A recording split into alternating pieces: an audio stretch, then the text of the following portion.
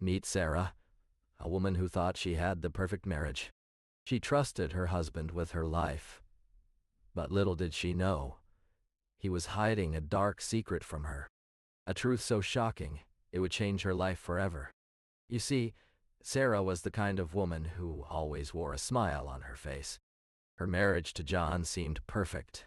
They'd been together since college, and their love story had all the fairy tale elements: the white wedding, the adorable dog, the beautiful home in the suburbs.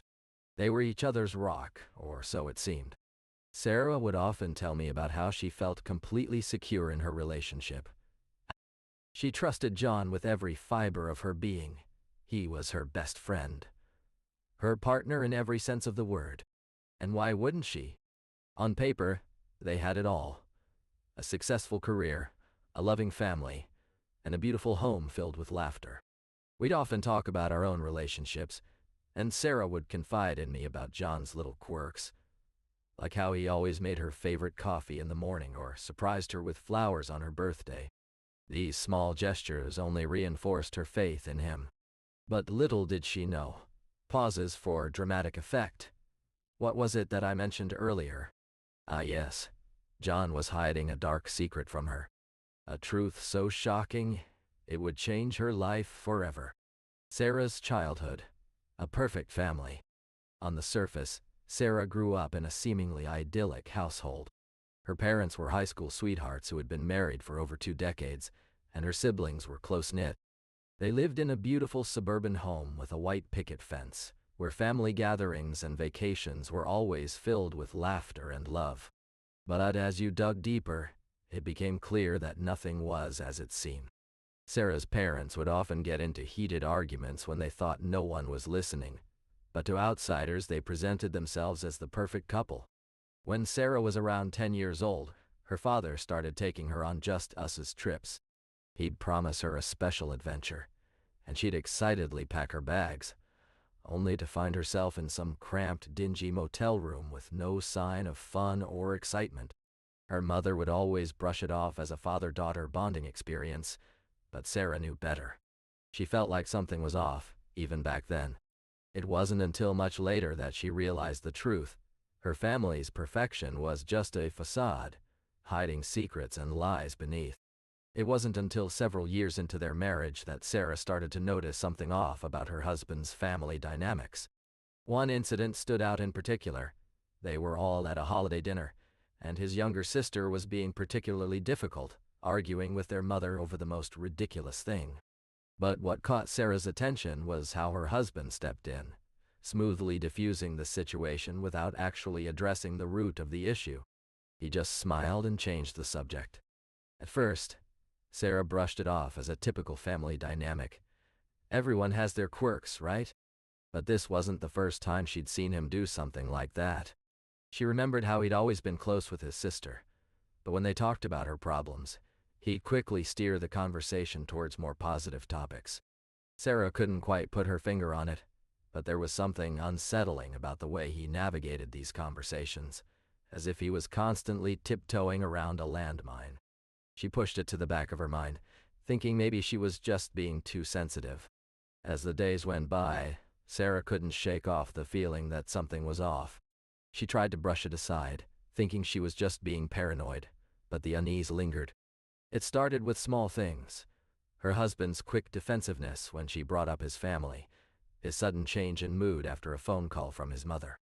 But it wasn't until last weekend that Sarah realized the extent of her growing concern. As Sarah sat in the therapist's office, trying to process her emotions, she couldn't shake off the feeling that something was off. She had been noticing a pattern of behavior from her husband's side of the family for months now. The way they would suddenly cancel plans at the last minute, or the way they would show up uninvited and expect hospitality. But whenever Sarah brought it up with her husband, he would brush it off as family stuff, or tell her she was being too sensitive. She tried to convince herself that she was just being paranoid, that maybe she was overreacting to something that wasn't a big deal. She even started wondering if maybe she was the one who had a problem.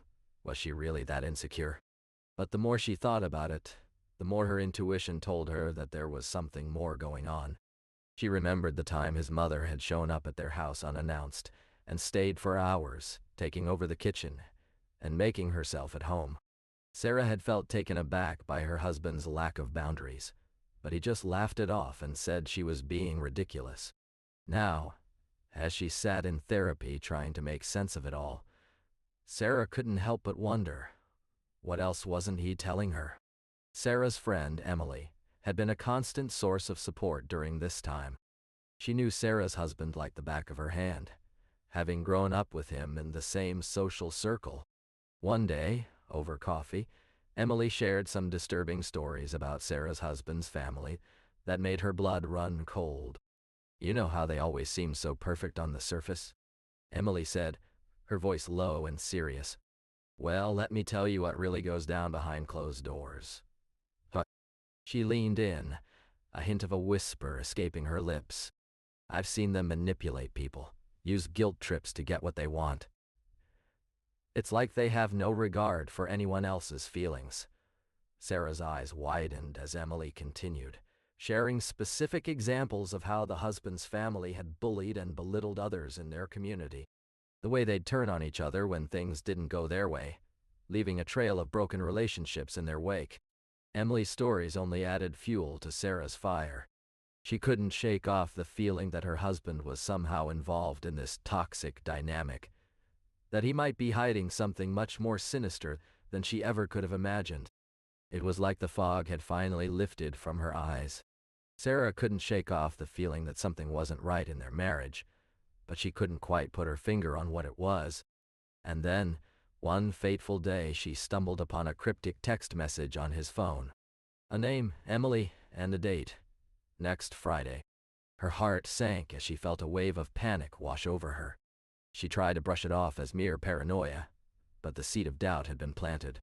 Sarah knew she couldn't just ignore it this time. She needed answers. The more she thought about it, the more she remembered those strange phone calls in the middle of the night, and the way he would quickly change the subject whenever she brought up their family dynamics. As if he was hiding something from her, but what? Sarah's mind was racing with questions, and for the first time, she felt a spark of determination to get to the bottom of it. As she dug deeper, Sarah's research led her to a small town on the outskirts of their city. She had never heard of it before, but something about it felt familiar. She couldn't shake off the feeling that this place was connected to her husband's mysterious behavior. One evening, she decided to take a chance and make an unexpected trip to this town.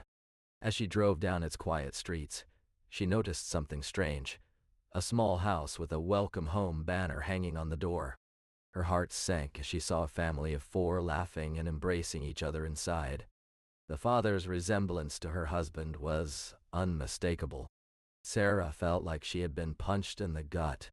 She couldn't believe what she was seeing. Was this really happening? Was her husband living a double life, hiding a second family from her? Sarah took a deep breath, trying to calm the storm brewing inside her. She walked into the living room, where her husband was sitting on the couch, staring blankly at the TV.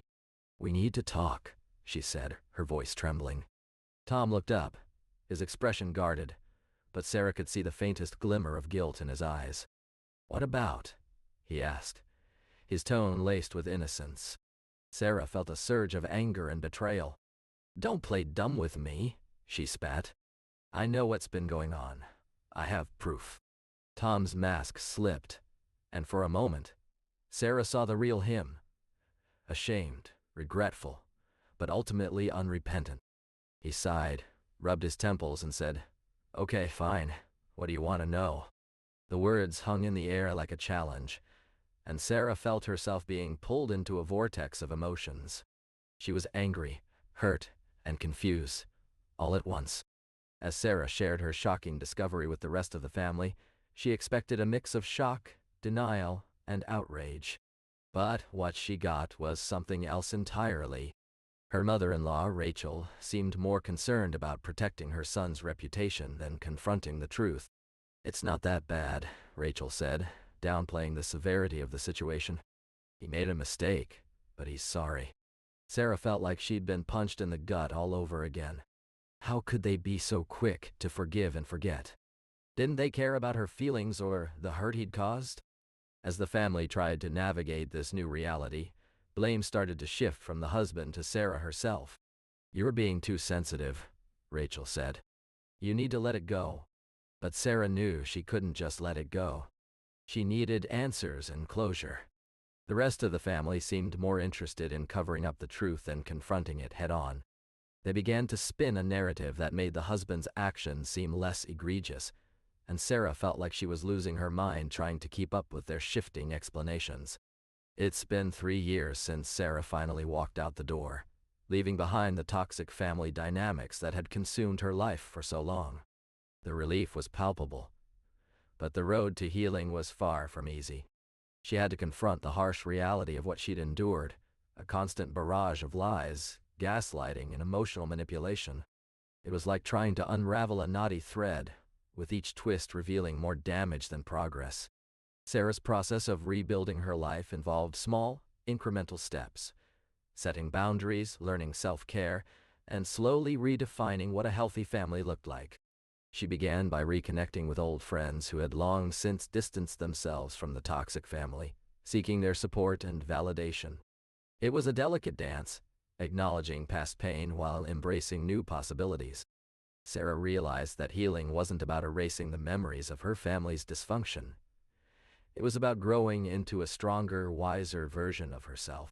As I look back on my family's dynamics, I realize that my entire perspective on relationships has been turned upside down. Growing up, I thought our family was just complicated. But the more I reflect on it, the more I see the toxic patterns that were right under my nose. My mom would get angry and lash out at us kids, but when questioned about it, she'd brush it off as just a joke. Meanwhile, my dad would be passive-aggressive, making snide comments and giving us guilt trips. It was like walking on eggshells all the time. I remember feeling so lost and alone, unsure of how to navigate these situations, or if I was even overreacting. But as I've worked through therapy and self-reflection, I've come to see that my family's behavior wasn't just quirky, it was toxic. And what's more disturbing is realizing that the people closest to me were capable of such hurtful actions. I used to think that only strangers or acquaintances could be cruel, not the ones who claim to love and support us. But now I see that even those we trust can cause harm. It's a hard truth to swallow, but it's also liberating in its own way. By acknowledging this reality, I'm no longer held back by fear of what others might do or think. I've gained a new sense of resilience and self-awareness, one that will serve me well as I build my own support system from scratch. As I looked back on the dark days of my marriage's implosion, I realized that what got me through was having a strong support system in place. It wasn't just about friends and family, but also about finding healthy outlets for my emotions. For me, that meant regular therapy sessions, where I could process everything that had happened without fear of judgment. My therapist became a lifeline, someone who listened without offering solutions or trying to fix the problem. She helped me untangle the web of toxic relationships and behaviors that had defined our marriage. I also found solace in support groups for survivors of emotional abuse, where I met others who understood my pain. We shared stories, laughed together, and reminded each other that we weren't alone. It was through these connections that I began to rebuild myself, piece by piece. And as I did, I started to see that healing wasn't about erasing the past, but about creating a new narrative, one where I was the protagonist, not the victim.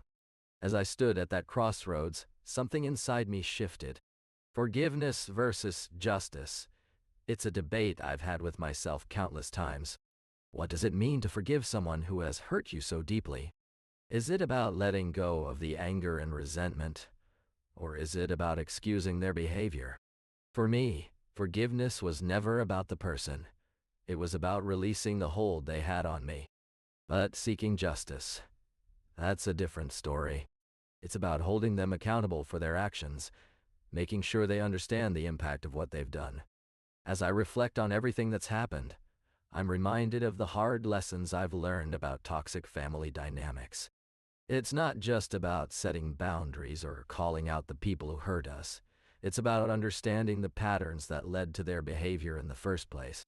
For me, that meant confronting my own enabling tendencies and recognizing how I'd been complicit in keeping the peace at all costs. As I reflect on my own journey, I want to acknowledge that this isn't just about me. It's about the countless others who've been living in similar toxic environments. You might be reading this right now, wondering if you're crazy for staying or if you'll ever find a way out. Let me tell you, you're not alone. There are millions of people around the world who've walked through these same dark corridors. As I navigated the aftermath of my toxic family dynamics, I couldn't help but wonder how they had seeped into every other relationship in my life. My marriage, once a flame that burned brightly, now felt like a dull ember.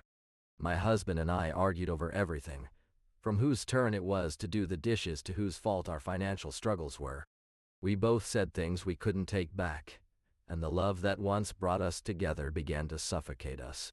My family members, too, had become toxic influences in my life.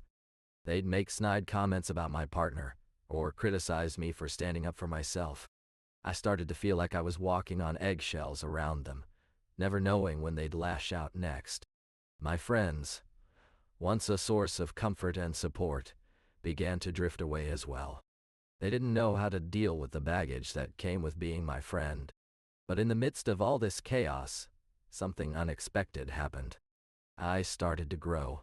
I learned to set boundaries, to prioritize myself, and to surround myself with people who lifted me up. And slowly but surely, those relationships began to heal. As Sarah stood in her newly decorated living room, surrounded by the warm glow of candles and the soothing sound of nature sounds, she felt a sense of peace wash over her. It had been months since she'd left the toxic relationship behind, but it was only now that she was starting to feel like herself again. She'd spent countless hours journaling, therapy sessions, and support group meetings, working through the emotional baggage that still lingered. Sarah's newfound mantra, "I am enough," echoed in her mind as she looked around at the vibrant artwork on her walls, each piece a reminder of her own strength and resilience. She'd even started taking painting classes, discovering a hidden talent and finding solace in the creative process. The more she focused on self-care, the more she began to see the world through new eyes. Her relationships with loved ones were blossoming once more, as they too learned from their experiences in the toxic environment. Sarah's journey was far from over, but for the first time in a long while, she felt hopeful about her future. She knew that rebuilding trust and creating a healthier environment would take time, but she was determined to do it on her own terms. As Sarah navigated the complexities of her toxic family dynamics, she began to notice red flags that made her question whether this relationship was truly healthy for her. She'd often find herself walking on eggshells around her partner's mother, never knowing when a seemingly innocent comment would spark an explosive argument. The constant criticism and belittling made Sarah feel like she was living in a war zone. She tried to brush it off, thinking this is just how they are, but deep down, she knew something wasn't right. As I stood in the midst of that toxic family dynamic, I realized I couldn't just keep taking it all on myself. The constant criticism, the emotional manipulation, the suffocating sense of obligation. It was taking a toll on my mental health. I had to learn to prioritize self-care if I wanted to survive. I started small. I took long walks alone, breathed in fresh air, and practiced yoga to calm my mind. I reconnected with friends who lifted me up, rather than draining my energy. And when the inevitable stressors arose, I knew exactly what to do. Take a step back, focus on my own needs, and remind myself that my worth wasn't tied to their approval. It's not selfish to prioritize self-care. It's essential. When we neglect our own well-being, we become vulnerable to manipulation, and our boundaries begin to blur. By taking care of ourselves first, we build the resilience needed to navigate even the most challenging situations. And trust me, I've been in some of those situations. But with self-care as my anchor, I was able to hold on to myself and find a way out. As I reflect on the journey that brought me to this place of healing, I want to address those who have betrayed their loved ones, directly or indirectly. To those who have taken advantage of trust, manipulated situations for personal gain, and left scars that still linger today, take responsibility for your actions. You may think you've gotten away with it, but the echoes of your betrayal continue to reverberate in the lives of those you hurt. Your silence is not a sign of strength, but of cowardice. You chose to disregard the love and trust placed in you, and now it's time to acknowledge the harm caused. I'm not asking for apologies or forgiveness, at least, not yet. I'm asking that you take ownership of your mistakes and make amends in any way possible. This is not just about healing our wounds. It's about reclaiming our dignity and respect. To those who have been betrayed, know that you are not alone. Your voice matters, and it's time to break the silence. Healing is possible, but it requires courage, self-love, and a willingness to confront the truth. As Sarah reflected on her journey, she realized that healing wasn't just about forgiving her family, but also about learning to love herself. She had spent years people-pleasing, trying to make others happy at the expense of her own well-being. But in confronting the toxic dynamics that had held her back for so long, she discovered a strength and resilience within herself that she never knew existed. As we close this chapter on toxic family dynamics, I want to leave you with something to think about. If you're in a situation where you're being manipulated or controlled by a loved one, know that you're not alone. There are millions of people around the world who have walked through similar doors and come out the other side. Imagine living in a home where every conversation is laced with guilt trips, emotional blackmail, or even violence. It's a constant battle to assert your own needs and desires, only to be met with resistance or disdain. But what if I told you that there's a way out? That it's possible to break free from the chains of toxic relationships and start anew? If you're struggling right now, know that there is hope. Reach out to a trusted friend or family member, or seek professional help. There are resources available online, in your community, and through organizations dedicated to supporting survivors of abuse. You don't have to go it alone. You can find strength in others who understand what you're going through. And when you do finally break free, you'll be amazed at the person you become, strong, resilient, and empowered. As Sarah's story comes full circle, we're reminded that healing is possible even in the face of deep betrayal. It takes courage, resilience, and support, but with time, patience, and self-love, we can emerge stronger and wiser. Remember, you are not alone in this journey. There are people who care, who understand, and who want to help. Don't be afraid to reach out, to seek help, and to take that first step towards a brighter future. And if you're still on the path of healing, know that it's okay to take your time. Every step forward is a victory, no matter how small.